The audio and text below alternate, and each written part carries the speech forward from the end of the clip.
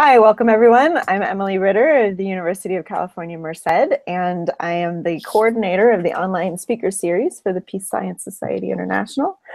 Today is our second installment of the Fall 2017 Online Peace Science Colloquium, and this is a series of presentations that allow us to have conversations about brand new work in conflict and peace science so that we can all get together and talk about war. So. Today we have a presentation from Summer Lindsey, who is at, Columbia. Yes. Is that right? Yes.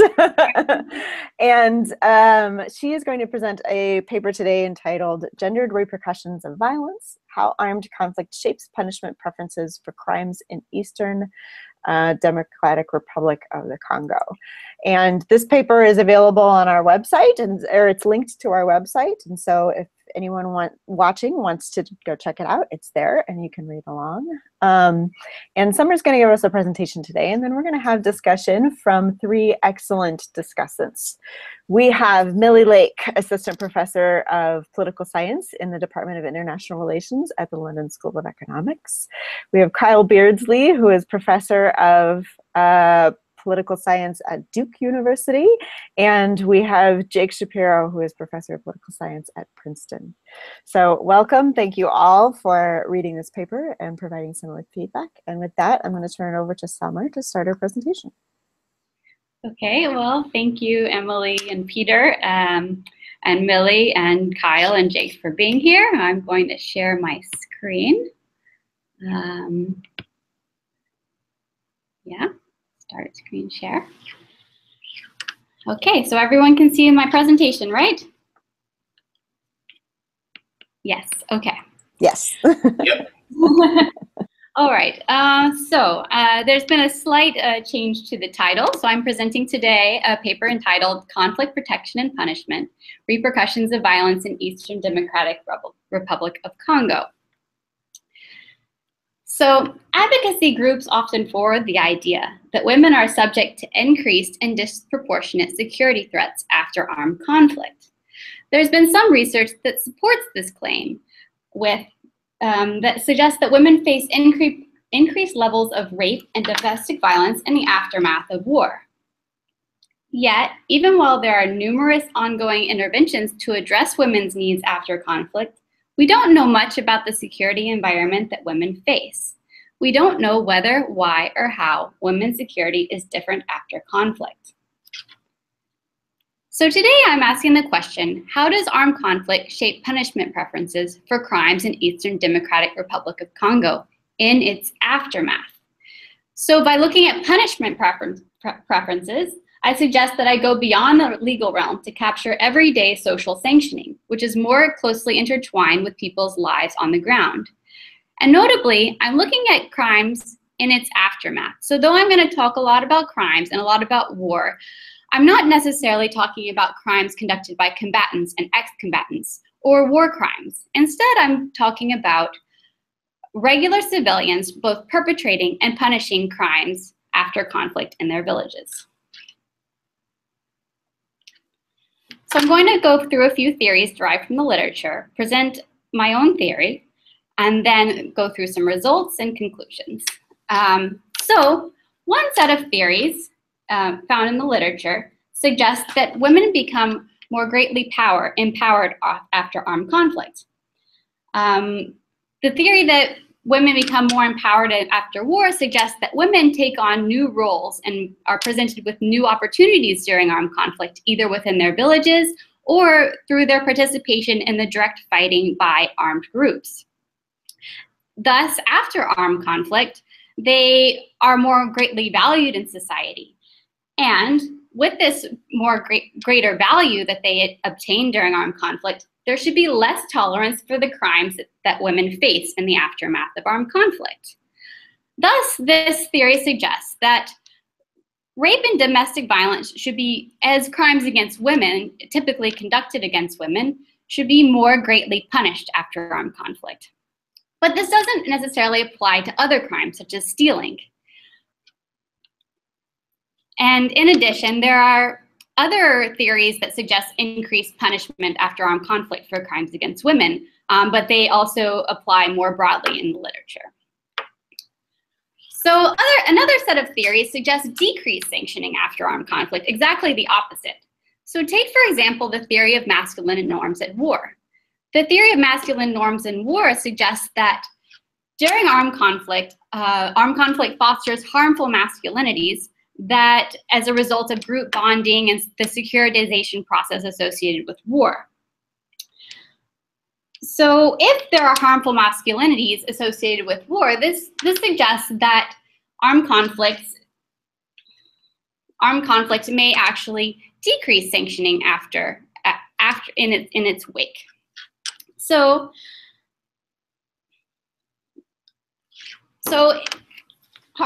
this set of theories suggests that if masculine norms are fostering a permissive environment for crimes against women, potentially increasing the perpetration of violence against women and also decreasing the value of women's society, we would suggest that crimes against women become more greatly punished after armed conflict. Now, this applies to crimes against women, such as rape and domestic violence, but not necessarily other crimes, such as stealing. So the important thing to note about these two sets of theories is that they have exactly opposite predictions, and they're predicting that both punishment preferences for rape and domestic violence as crimes against women are either increasing together or decreasing together. I'm going to suggest another theory of protected masculine norms that delinks this link between these forms of violence against women. So to start off, think of Charlie Carpenter's work, Women and Children First, where she describes how women and children are evacuated from war zones, but men are left behind to be slaughtered because of the roles we understand that men and women play in war. During war, men are expected to fight to protect themselves, their families, and their communities. As Enloe once described, men are expected to be protectors of the world. Therefore, when a community is exposed to armed conflict, people begin to place more importance on protection by men. The concept of masculinity and the concept of protection become more greatly fused. As a result, men seek to signal more protective behavior by punishing crimes that they consider a threat to their families and communities. Women, however, will be viewed in a different part of this framework. Women are potential victims or protectees in this war framework. They are primarily seekers of protection. And in this framework, protection comes from men. Thus, when women sense a heightened need for protection, they seek to ensure access to this protection by safeguarding their protectors, who are their husbands and men from their community. Thus, I suggest that women will choose less punishment for crimes that they think do not pose a threat to themselves or their communities. Importantly, I focus on the case of Democratic Republic of Congo to test some of these theories. Over the past 20 years, Congo has seen armed conflict of various intensities throughout its eastern region. It has also been called the rape capital of the world and the worst place on earth to be a woman. Now, in Congo, domestic violence is widely accepted as a form of discipline and education for wives. It is not considered a crime to women, to men, or to communities.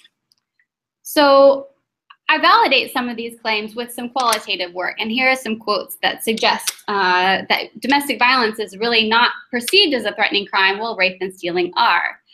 So on the subject of domestic violence, women suggested, "Here, we are not interested in this. Our husbands can hit us without worry." However, when speaking about rape, they say, "We cannot pardon him, a perpetrator of rape, because he is a criminal and a bad person. He may also turn against another person." For stealing, participants also speak about a threat that emerges from the crime of stealing. They discuss how stealing abuses the victim and also can destroy the whole village. So with this in mind about threatening and unthreatening crimes and domestic violence being thought about as an unthreatening crime, I suggest two gender-specific hypotheses. First, men as protectors in this protection framework. Men would, after armed conflict, will choose to punish crimes such as rape and stealing, which are thought to be threatening, more severely in the wake of armed conflict, but not necessarily other crimes such as domestic violence. Women, however, will choose to punish domestic violence less severely because they want to safeguard the people in their community and their potential protectors. But this won't necessarily apply to rape and stealing because women are not subject to the same masculine norms of acting as a protector as men are. So in order to test the effects of armed conflict, which is always a tricky matter, I use a match pair design to help better disentangle armed conflict, the effects of armed conflict, from a whole bunch of other things. So I use a match pair design. So what I do is I take each village that was recently exposed to armed conflict. I match it with a village that was like this other village on a whole host of characteristics back in 2011, about 5 years ago. But this other village wasn't recently exposed to armed conflict. So in the experimental framework, I have pairs of villages, and my treatment is armed conflict in the past 5 years. So when I'm talking about the effects of armed conflict, I'm talking about exposure at the village level in the past 5 years in a community. And I'm comparing it with a community that did not have that same exposure, but was like it on a whole bunch of characteristics prior to 2011. And these villages were alike in these regards, in terms of attitudes towards women, perpetration of violence against women, previous war, economic factors, geographic factors such as mountains and terrain, as well as security and ethnic cohesion variables. So this is how I identify armed conflict, the independent variable of interest. I'm now going to move to the dependent variable and how I measure this. So I have a whole bunch of matched pairs from this match pair design of villages that are alike but different with respect to their exposure to conflict. From this set of matched pairs, I picked 10 matched pairs. So I have 20 villages within 2 territories of South Kivu. In these villages, I conduct 80 focus groups, which are 4 in each village, 2 with women and 2 with men. These all occur within the same day. In total, the study encompasses 960 participants and involves both quantitative and qualitative work. Some of that qualitative work you've seen, and I'm going to mostly proceed with the quantitative work in this presentation. Importantly, when we discuss crimes against women, it's important to focus on and mention the ethics and the human subjects protocols and to ensure their safety.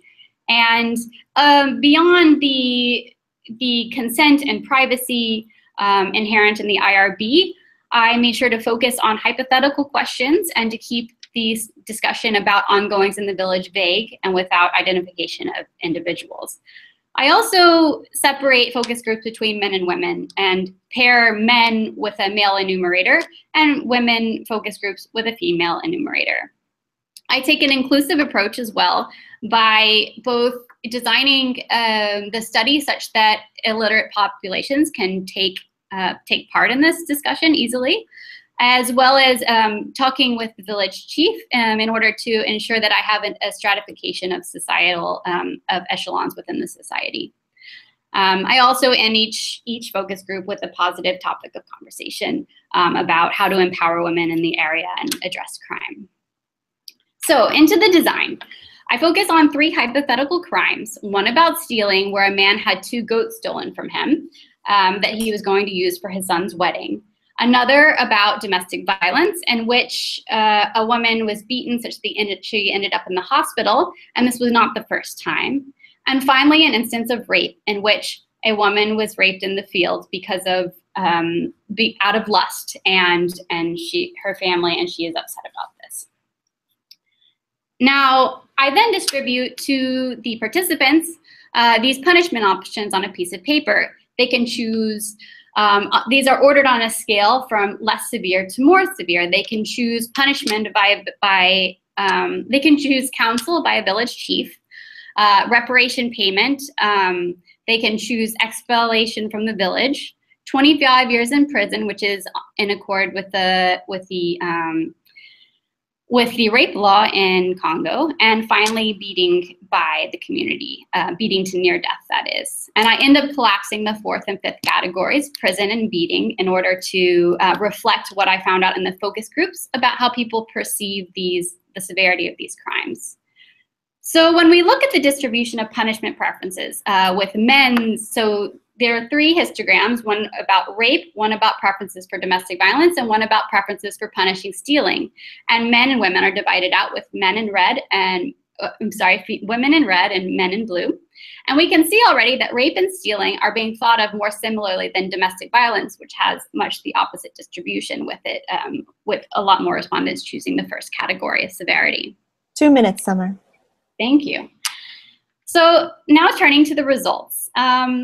Here in this table, there are 6 models. The first 2 are relevant to rape, the second 2 to domestic violence, and the third to stealing.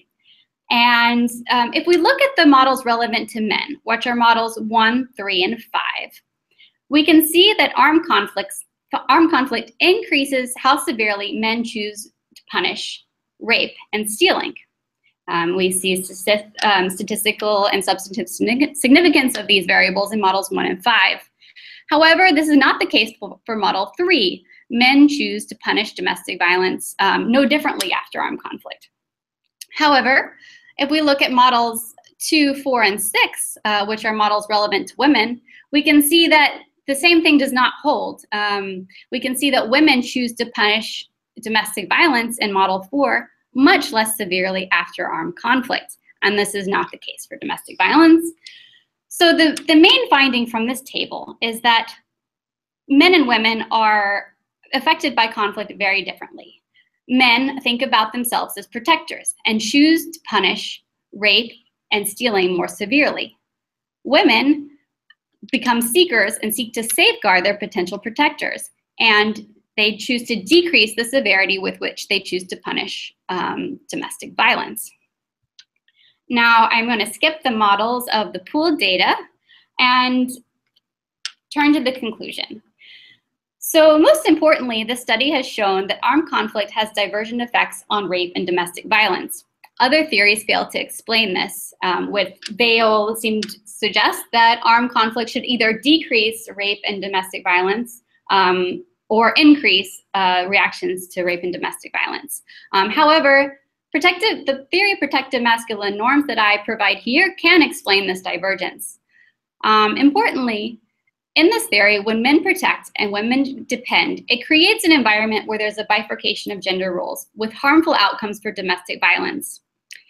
In terms of policy, this suggests that interventions targeting gender norms could be an effective way to intervene after armed conflict. It would be useful to encourage women to consider themselves active players in sanctioning and focus on understanding domestic violence as a threatening crime. And that's the end. Thank you very much. Thank you, Summer. And we will start with Jake, and then I have Milli. Let's see. Okay. All right. So a couple things, Summer. You know, I'd kind of read this paper before, and you know, it's looking really nice. There were kind of 2 big things I felt like it'd be good to get some more information on in the paper. So one is you have a bunch of variables that are unlikely to have been affected by the experience of conflict. And it'd be nice to see like the distribution on those so we can get a sense for balance. So you show us in the appendix just the, you know, propensity score, but you know, you could do the same for like age, you could do it for size of households. Presumably you have some stuff around, you know, you have the past experience of violent conflict. You could also think about doing things with GIS, so you start to look at like distance to major roads, distance to capitals. So it'd be nice to just give us a sense that, look, on observables, these places are very similar.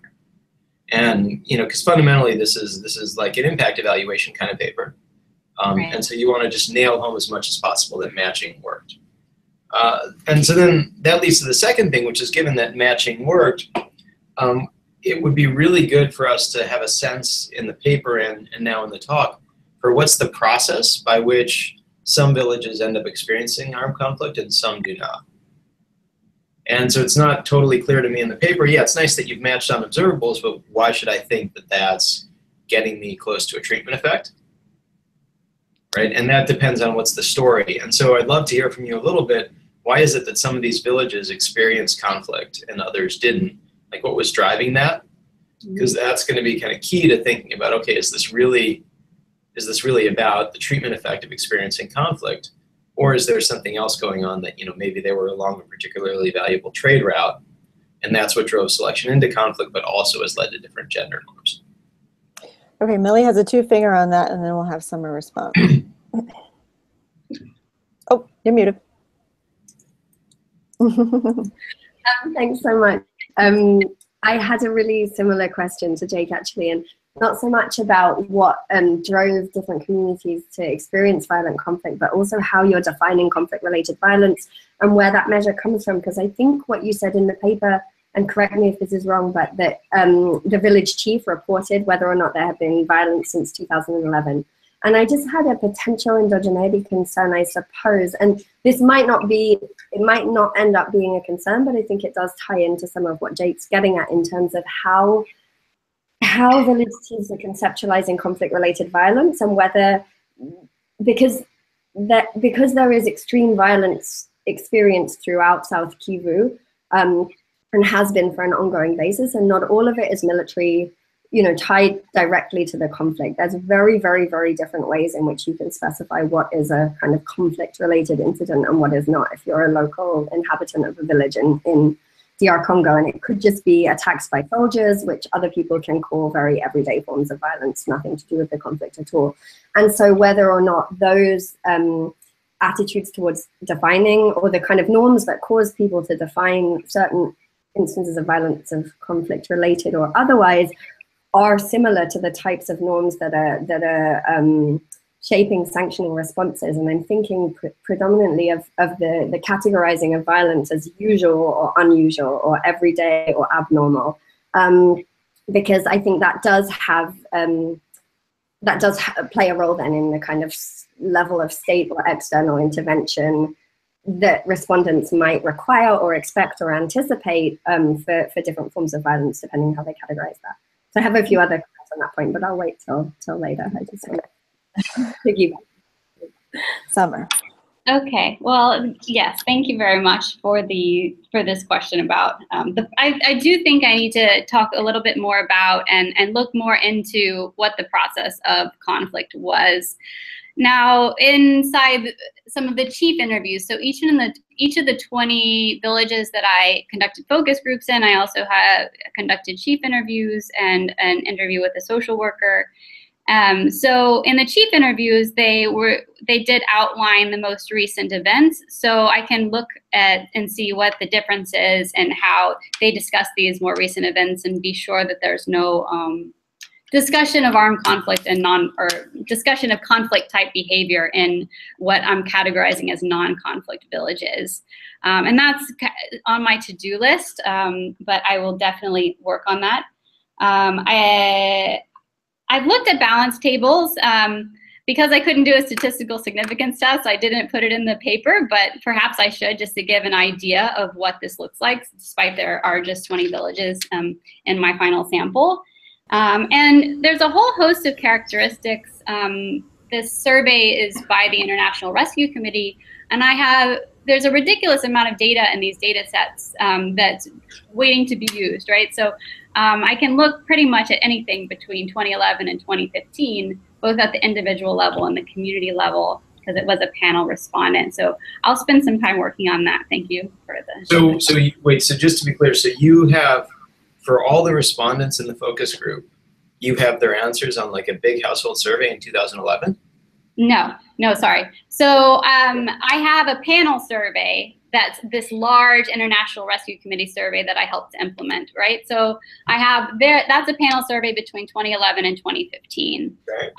And then I went to those villages and selected respondents, so they're not the same respondents. They're just from the same. But you're not for the villages. You have a distribution for the villages back to 2011.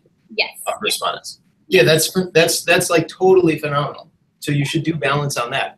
Doesn't matter if it's these respondents. What you want to show us is the villages are the same. Okay. And you have a representative sample from there. But so that doesn't really though get at like, what's the process by which the armed groups happen to come into one village and not another?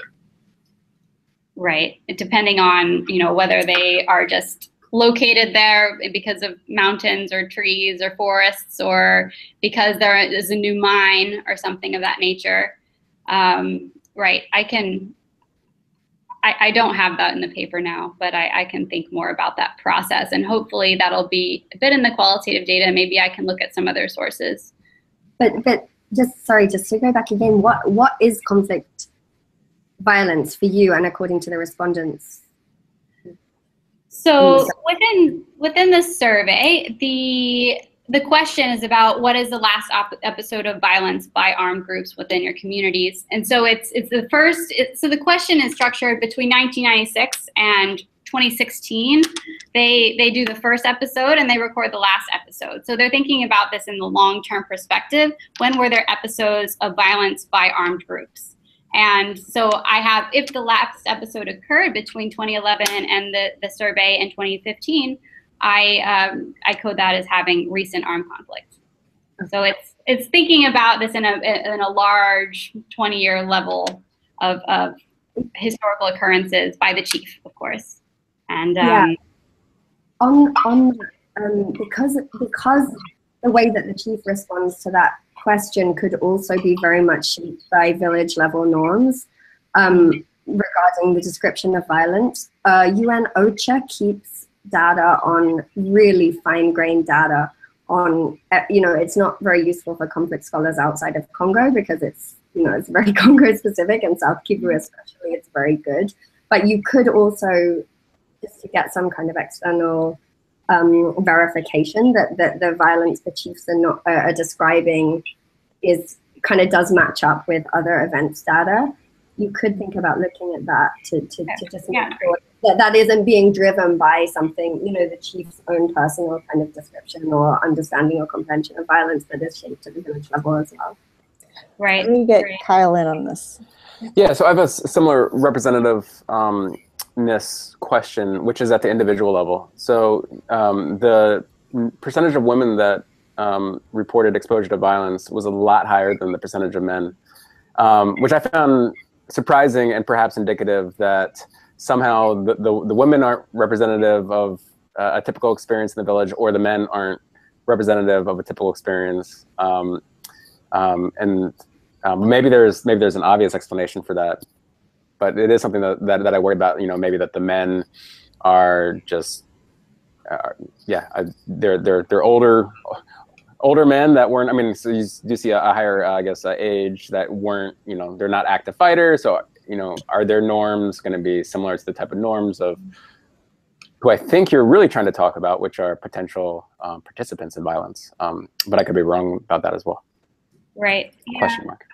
So interestingly, the clustering of women being exposed to armed violence is much higher than for men, like the intercluster correlation, which I think is fascinating about how individuals are perceiving these, whether they've been affected violence individually or not, which raises questions, and of course for the community level, but even more at the individual level for all these, all the many studies that use individual level measures of exposure to violence is a proxy for community level.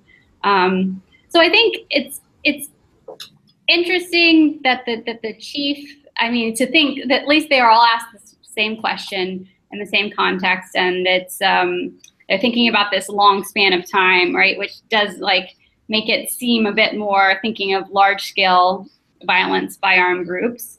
So I think that gives me some security, but I should look through again at the chief surveys to think about how is the most recent episode of armed conflict described in all of these villages, and then maybe look at outside sources as well, and to OCHA, and make sure it's looking similar to these villages. But no, I think that's definitely a weakness, so I can work on that. And just a real quick follow-up. It could be that you could use this to your favor, right? That the norms of what constitutes violence are different between men and women, especially in areas that have been exposed to violence. So that men are less likely to report violence as having occurred if it was a minor skirmish, whereas women are more likely to report that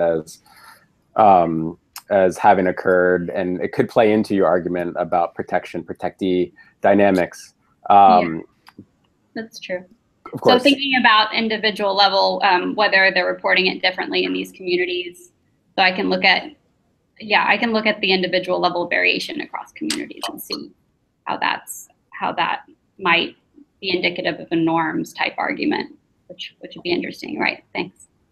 I have Milli for one finger. Yeah, I have a lot of questions, so let me just.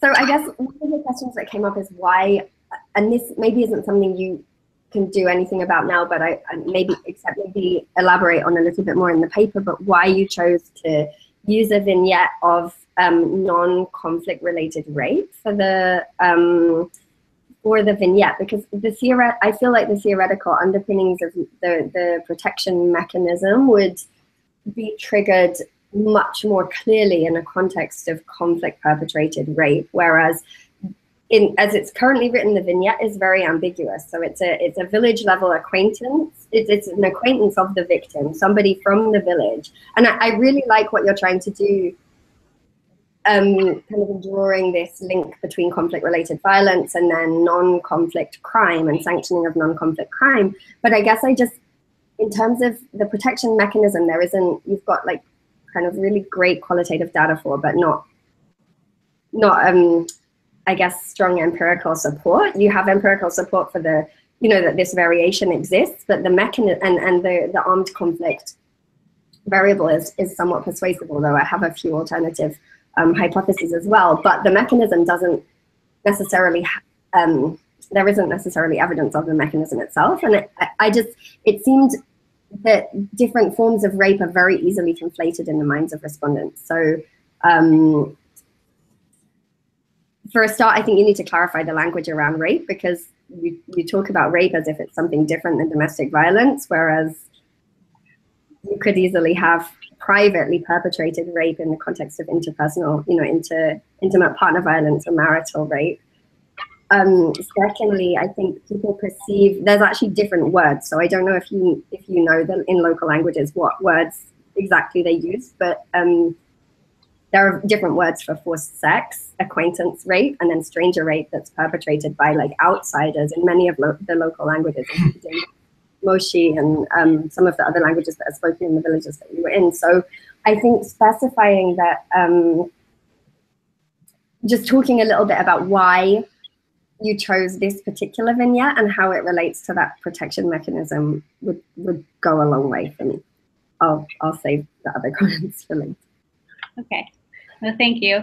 Right, so you're right. I chose to focus on this everyday rape, everyday domestic violence, and everyday stealing to get away from this idea of armed group, to move it to this post-conflict space, which is just anything after an episode of armed conflict, and really to think about how like norms and attitudes perpetuate and change the security environment after armed conflict. And so whether taking a structural approach, like they have to go further, they're in more risky places, but really to look at norms and attitudes and how this shapes the post-conflict space once all this other structural stuff is fixed. This is the stuff that's left behind. So that was my interest in looking after armed conflict and really looking at the everyday. Granted, I did note the difficulty of talking about rape as something in the village, because everyone wanted to talk about it from outside the village. So rape, the idea of using the narratives was to at least get them focused on one topic, this one instance. Granted, it was vague, but it was someone from the village, and you always show the picture to kind of get people thinking about the same thing. But it was difficult for sure for people to think about rape perpetrated within the village, because they immediately thought about armed groups, because rape is only rape or a problem if it's not something that can be fixed with local conflict resolution. And so to them, adultery is the same thing as rape, because it's a property issue is what I found. And so I'm trying to write a separate bit on separate piece about these interesting definitions of rape. But I did note that this was a very difficult thing and really pushed the bounds of what people were thinking about when they first heard the term rape. But yeah, my strategy was just try to take it back to this 3-minute narrative or 2-minute narrative. But yeah, it was a challenge for sure. Let's see. Yeah. I think in the paper, can I just add a quick, to that. I think in the paper, I would specify at the beginning when you start talking about rape, exactly what type of rape that you're talking about, and that it's not conflict related, it's not external rape, and think about how that relates to this protection mechanism. Because if it's rape perpetrated by a kind of insider, you would expect it to elicit the same sorts of responses as domestic violence. Whereas if it's perceived as conflict-related rape or rape perpetrated by an outsider to the village, then maybe the male and the female take on these roles that you expect or anticipate in your theory. So I think just being very clear about what form of violence you're referring to in the vignette, and when you use the term rape, that would help a lot. And then secondly, I would have liked you to differentiate between in the severity, the severity scores that you give.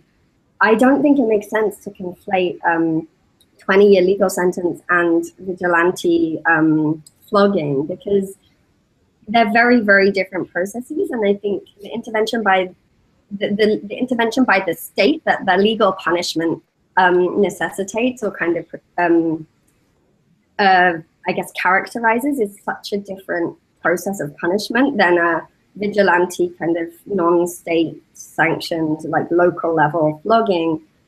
And I think that matters for your theory. It's and to separate that, I'll leave it there and let other people jump in, and I can talk more about with you about that later. But I think I would be really interested to see how your results changed if you separate those out. Even though they're both very severe, they're very, very different processes, and that might tell you something about the type of state intervention following violence. Yeah. That's good. Oh, go ahead. Was there 2 fingers on this one? No, but we should keep moving because there's a lot of comments. Okay. Okay. Yeah, I looked at it dichotomized, and I also looked at women's like collapse, more the social vigilante versus not. And for women, it does matter about vigilante versus not. For men, it was all the same. And for men's, it's basically driven by the prison finding. Okay. Yeah. So, Okay. Yeah. Kyle. I'll actually quick 2-finger on that, and then segue into my 1-finger, which is, I mean, the way you're presenting the charts, I mean, it doesn't need to be on an ordinal scale for these punishments. I mean, I think you can treat them as categorical and still have them informative, to the extent that things might, some of the distinctions might matter in there. But for presentation, right, it is nice to think about them in an ordinal sense, and you could present it both ways, like one in the appendix and one in the main text. Sure. Switching gears slightly, I think the one part of the argument that I was least convinced by is why women don't have the same increase in punishment for rape, and men don't have the same decrease in expectations for punishment for domestic violence. And so, especially on the former, so if women are really, if these norms of being a protectee are entrenched after armed conflict, then why shouldn't women see sort of greater threat to their physical bodies, and thus also want to see more protection against things like rape or stealing, especially as in the vignette, stealing against a woman. So why shouldn't they want that? And I mean, the findings are really interesting that you don't find a similar relationship between women and men on that. So I do think that something's going on, but ex ante, I wasn't quite convinced about the theoretical argument there. Right. So yeah, I guess the idea about, I was thinking about preferences in terms of me as a woman, what do I want? What would I prefer to do? Because I was kind of thinking about this as social sanctioning, like would I invite them to dinner, and would, so to think about this, not really just as punishment options, but to think about how bad they think that this thing is. And so I think that's where I was thinking about this protective norm being like, would I engage in sanctioning behavior or not? And that's why from the women's side. However, I can see the argument that by looking at preferences, why wouldn't they just all go up, right? So I'll have to think, yeah, I'll think more about that. But that was like the initial standpoint, was thinking about social sanctioning. How do I capture that in the most grounded way possible in this context? Because they're not going to, like, scales just don't really make much sense there. So it was the most concrete way to get at this other phenomenon. But it is interwoven with other things, and I'll work on parsing that out a bit more. I don't understand what you mean by social sanctioning. Oh, social sanctioning. So I mean, by in the everyday behavior, would you be friends with the person? So with a perpetrator of rape or domestic violence or stealing. So most of the focus group discussion that occurs afterwards is centered on social sanctioning and would you be friends with the person? You know, and sometimes men would say, well, if I wasn't friends with a perpetrator of domestic violence, I would have no friends left in the village, right? Because everybody is just so common, and no one is worried about saying so. So that's what I mean. It's just everyday punishment to get away from the legal realm. Okay, Jake. Yeah. So so this is not advice your advisor would like, but it'd be really interesting to look at you know, heterogeneity here in terms of some things like education, particularly jumped out at me, but also years in the village. And so part of what you have in mind here is kind of conflict is affecting these kind of norms. You might think that, well, for more educated people, it's like relatively less impactful, and then also for people who've been around the village for longer, right? It may be kind of a stronger shift if it's a village level thing. Right. The other thing you might be able to do is if you have people whose years in the village are, like in your focus groups, whose years in the village were less than the number of years since the conflict event that tripped them into, right? You might want to see if they're not there. The other thing is just looking at table 4, you should really, when you run that next, I would strongly suggest interacting your control variables with gender. Okay. Yeah. Right? Obviously not female, but like all the others. Right. Right. And you know, because then you're gonna see two things that might be interesting. One is like if the effect of, for example, education is different between men and women, which would speak to this broader theme about, you know, how people think about gender equality in the area. But it also just will give you a cleaner estimate of the treatment effect, right? Because right now you're assuming those are the same. Yeah. When I pull the models, I is assuming that they're the same, right? Exactly. Yeah, for sure. Right.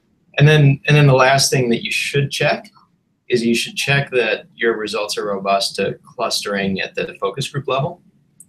Because you're being super conservative clustering at the village level. But you know, sometimes like if the focus groups are really correlating people on answers, then if you cluster at that level, you might kind of lose things. Right. And so you just want to be sure that doesn't, I don't think it will, but it's just like a robustness check. Great. So I think it's very interesting about education. I thought about this when I went between the divided data and the pooled data models. But the education variable is interesting because it, like, more educated people want to punish rape more, but punish domestic violence less for men. And I think that's something that's really an interesting finding to look more into, maybe with heterogeneous effects. And right, interaction terms moving to the pooled model make a lot of sense. And yeah, it's interesting. For the focus groups, I have this individual level preference, which I'm thinking about as individual level, but I should probably test that assumption. In other work, I was looking at like when they publicly express this preference to their subgroup, and then when they make a group decision, and then they take another private preference later. So I'm kind of looking at focus group stuff more going forward and how this group dynamic is impacting or not impacting the answers. So I appreciate that. Yeah. Thanks. Oh, Milli. Okay. Yeah, I just wondered why at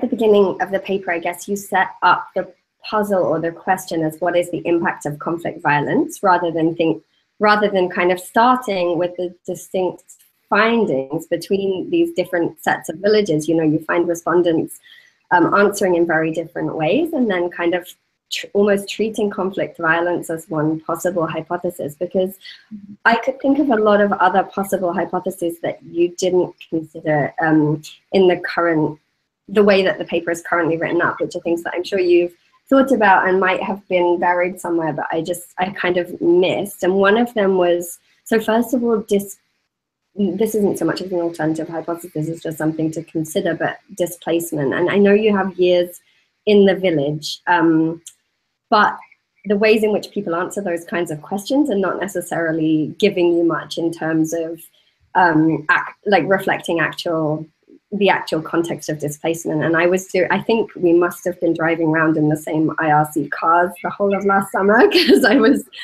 also doing a big project with IRC at that time. Probably many of the same villages.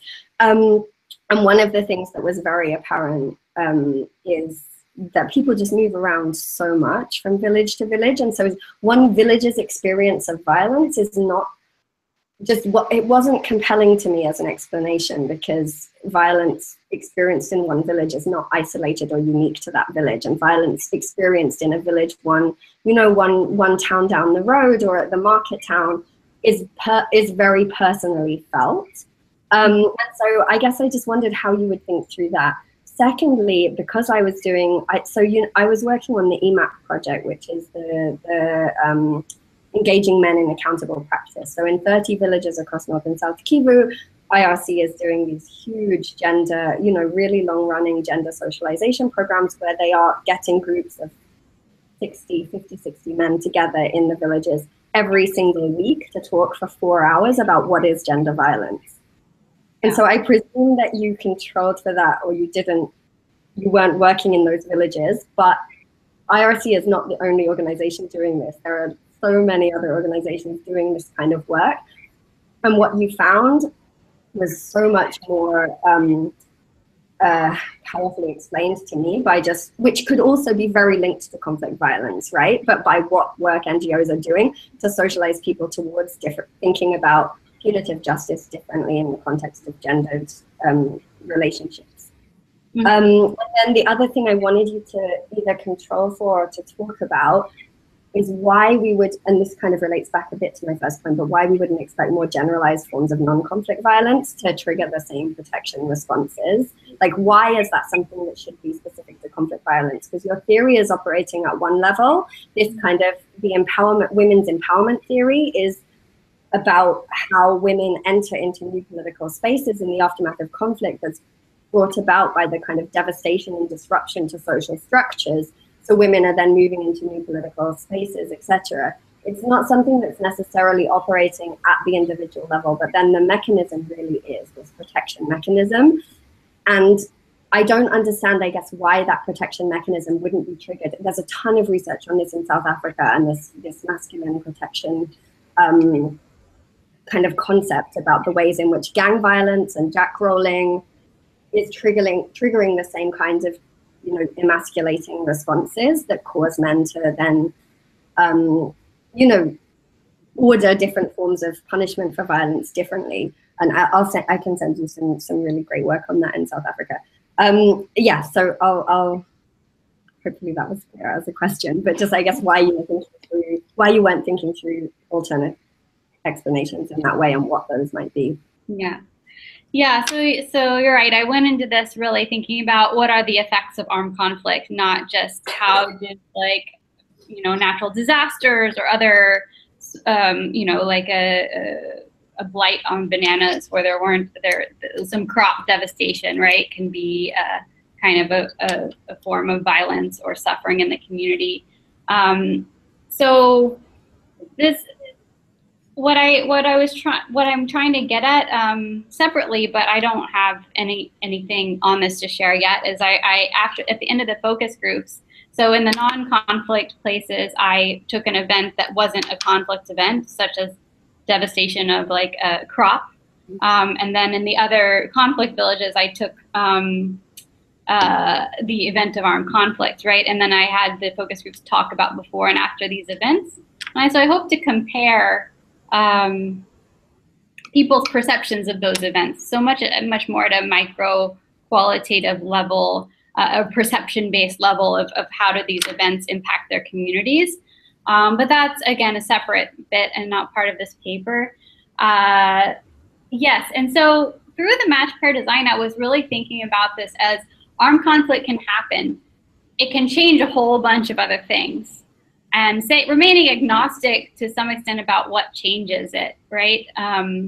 Like whether population's displaced or, I think that the data is consistent with the norms explanation, but I don't have, as you say, like a specific quantitative test of protective norms, right? So I've thought about constructing this paper really as a null paper and not talking about this other theory, and working on this theory a bit later down the line to structure the tests more explicitly about that. That's one option, which I'm completely open to, because one of the more interesting findings is about this different movement of perceptions of rape and domestic violence, and sometimes inserting this new theory may detract from that other finding. So I'm open to that. I don't know how acceptable that will be in terms of publications, but I have considered it and would be interested in your thoughts about it. Also, so right, I didn't control for that one program. I think it was probably occurring in the wake of my data collection. No, it wasn't. It's been going on for 3 years. Yeah. I did control for the IRC intervention that I was a part of. So whether and also it's interesting, there are so many actors here. So the interview with the social worker, there's like, they'll be working for 3 different groups, right? They'll be working for women and another group and another group. It's just these local people. So that's just everywhere. I don't know that that's connected with the armed conflict. I would think there would be less intervention, right? But it's much more determinant of your finding than armed conflict is what I'm saying. Right. I think that's a far more likely explanation for what you're finding than this relationship to conflict violence, which I don't think is super persuasive. Okay. So that's why I'm just wondering about flipping it and kind of making sure, because if you're trying to draw a relationship between conflict violence and then these differing responses, then I just think you kind of need to think through what else could be driving different responses at the village level. And I think that is something really like glaring that needs accounting for, like discussing a little bit in the paper. Right, in terms of like the intervention activity going on, which I hear a bit in the social worker interview, because I did ask about the programming. It's interesting that like, oh, this should be my response because I know this, but it's just part of our culture, domestic violence. So there's just a lot of like a noting that this stuff is going on and it's we're working on it, but also noting that it's still a completely acceptable behavior here. But right, I can work on characterizing that better within each village. I'm going to turn it to Kyle. Cool. So I'm going to ask you a sort of different version of the question, of a question I asked you at APSA, which is how do we make sense of other potential masculine norms that are going on in conflict and post-conflict environments? And so thinking about gender scholars that talk about hypermasculinity and toxic masculinity in this context of militarization and other things around uses of armed violence. And so I guess part of this goes to the question of whether masculine norms are complements or substitutes, which I think is just an interesting big question. I don't know if you want to go down that path, but another part of the question relates to the framing, which right now you're kind of setting yourself as kind of an antidote or fixing some in the empowerment literature. And I don't know, I would actually recommend maybe that you don't necessarily present their hypotheses first. I actually like the way you did in the presentation where you just really emphasized your hypotheses.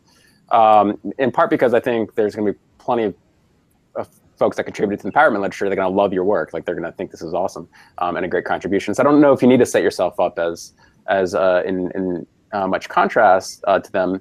And then in addition, I think it also, the theory as now is a little bit too neat because it doesn't allow for these other potential norms to be there. So like we know that there are different masculine norms. We know that the masculine norms for an alpha is different than the masculine norms for a non-alpha, for a beta, for, you know, for a more subservient type person. Like what's expected of the male is going to be different.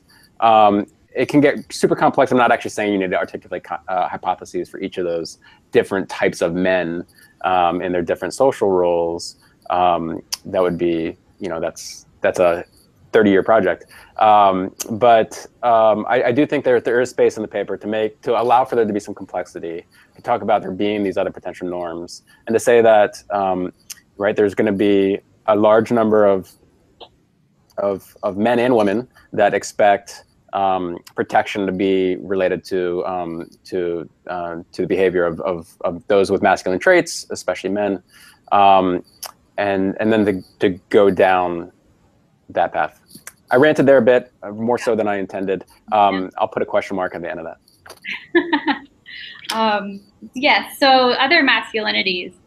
Right, so the one I think of is violent masculinities, which is what I went into thinking would be more of a likely hypothesis. And I couldn't get away from the idea that that would be more acceptance of rape, right?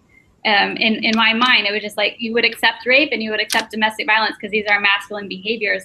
And for the life of me, I couldn't very much argue that people wouldn't perceive rape as a non-masculine act, or, you know, it's just one of those quintessential masculine acts. So the findings seem to run counter, but right. So why don't we see evidence of violent masculinities in these data? That's a good question. Maybe it's the fact that I'm not really focusing on ex-combatants and combatants, and maybe I could discuss that a bit, and just kind of maybe shifting it to the local level makes the protection norm stand out more than some of these others. That's one potential avenue I could explore. Yeah, I agree. I do think another hook could be that this expectation of masculine being related to violent behaviors, and especially sexually violent behaviors, that maybe that isn't pervasive throughout all expectations of men, and that there is this maybe even more dominant norm of protection. That could be an interesting hook, and allows you to have multiple contributions. Thanks. And I also, about the women's empowerment hypothesis, yes, I agree. Even when I'm explaining it, it's because I had to derive something, right? It's not like if there's explicit hypotheses from this literature about punishment or preferences for punishment of these crimes, because you have to walk through and theorize about it and derive those. I could see how it may distract from the theoretical section.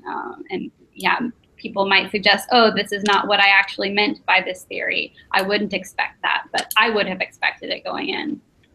So thanks. We have a last comment from Jake. Yeah, so I just wanted to end with kind of a note of encouragement on this idea of looking at how the experience of conflict in a locality affects kind of gender norms and roles. There's a tremendous amount I think you could do with data from the United States, where you know, like very precisely down to the county level, what the experience of conflict was during multiple wars, both for the Civil War, for the experience in country, and then afterwards in all the other wars for the experience of people from that area, right? And you have really nice data on various forms of violence, including rape, right? And and murder of women is especially well recorded historically.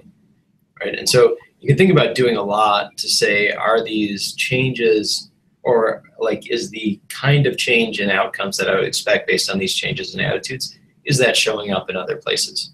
Right? You could very much do the same thing in Europe using data from World War II and exposure to different combat events there, particularly in places like France, where combat kind of comes through once and it's not sustained, but there was that experience of having that kind of protector role thrown on people.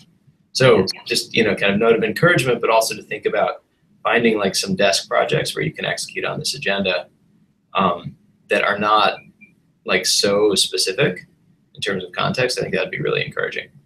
Great, thank you. Summer, I don't know if you have any last comments you would like to make to the group as we wrap up. Okay, last comments. Thank you very much for taking the time to read the paper and to provide all these excellent comments. I guess I come away thinking I definitely need to get a handle on what conflict is and how this might either shape other norms that these focus groups are picking up, how violence might be defined differently at the local level. Really pushing hard and showing the rigor of the match pair design and what it accomplishes. And also moving forward, the good point is I do plan to go back to Congo given I get a visa. So I hope to do some more qualitative work so I can integrate some of especially Milli's points about getting at protection and what it is and better understanding its difference with other forms of masculinities and other things going on in the area with that. So I appreciate all these suggestions. So it's like I still have time to look into it and further things. So thank you. And it sounds like another thing that, like a big thing that came across to me in listening to these comments, which is that you need to really think about how you are showing that this is the mechanism at work and that there aren't the other mechanisms. Like, well, how is it that you are showing cause through this particular mechanism? So yeah. Awesome. Thank you so much to Summer for presenting her work. Again, anyone who would like to check it out, it's available on it's linked to our website. I want to thank Jake Shapiro and Kyle Beardsley and Milli Lake for taking the time to read this project and give great feedback to Summer. And I'd like to invite everybody to tune in again for our next presentation on October 16th at, is that the one that's a weird time? Okay, at 9 a.m. my time, Pacific time. Brian Phillips from CDE will be presenting rebel responses to repression, evidence from Argentina in the 1970s. So thank you very much for tuning in.